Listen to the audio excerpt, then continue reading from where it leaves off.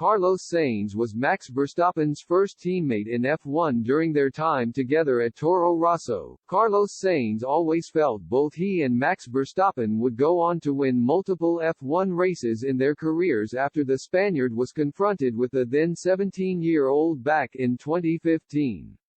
Both Sainz and Verstappen were part of Red Bull's junior program when they made their first step into F1 together 7 years ago.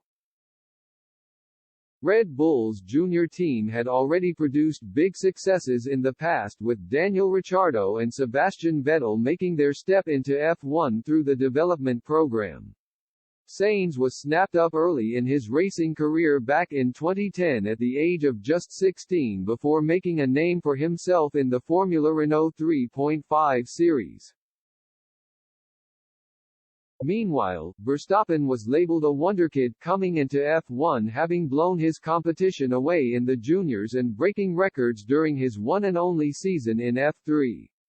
Red Bull eventually moved both youngsters up to their sister team in F1 at Toro Rosso for the 2015 season. Helmut Marko has since described the relationship between the pair during their time together at Toro Rosso as toxic, with Verstappen coming out on top in the intra-team battle.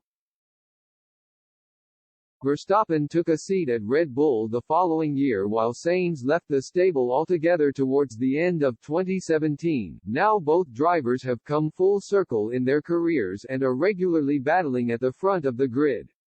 And Sainz has admitted he always knew both he and Verstappen would eventually find themselves in a position to fight for race wins.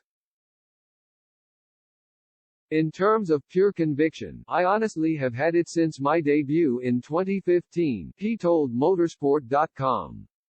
When I confronted Max in Toro Rosso, I thought we would have a future in the sport, and I was willing to bet that we would both win races. Verstappen has gone on to establish himself as one of F1's greatest ever drivers and already has 32 race wins to his name.